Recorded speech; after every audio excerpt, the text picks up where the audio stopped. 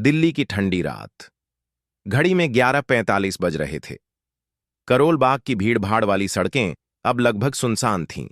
Street लाइटें हल्का हल्का टिमटिमा रही थीं, जैसे किसी अनदेखे डर का संकेत दे रही हों।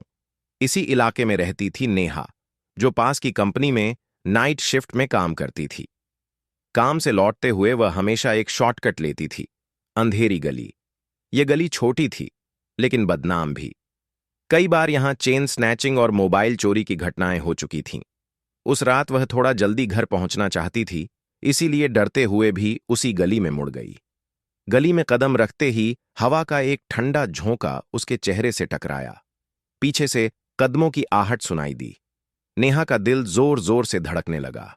उसने तेजी से चलना शुरू किया, लेकिन कदमों की आवाज भी उतनी ही तेज हो गई। कौन है?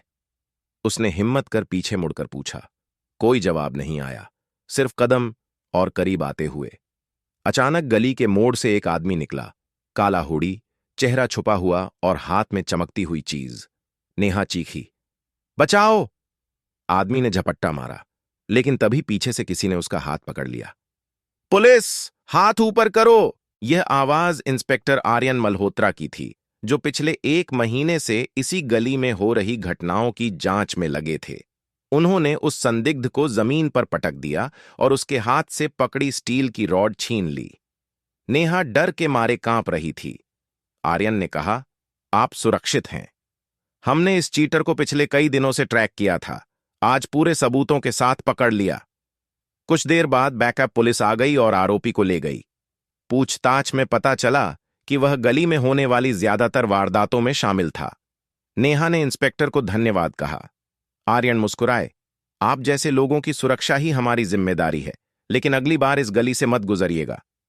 नेहा ने सिर हिलाकर हामी भरी और घर की ओर बढ़ गई।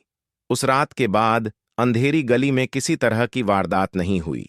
पुलिस की गश्त बढ़ा दी गई थी और वह गली अब पहले जितनी बदनाम नहीं रही, लेकिन नेहा के मन में वह रात हमेशा के लिए जिंदा रह गई, याद दिलाती हुई कि अपराध अंधेरे में छिपा हो सकता है, पर सच की रोशनी उसे पकड़ ही लेती है।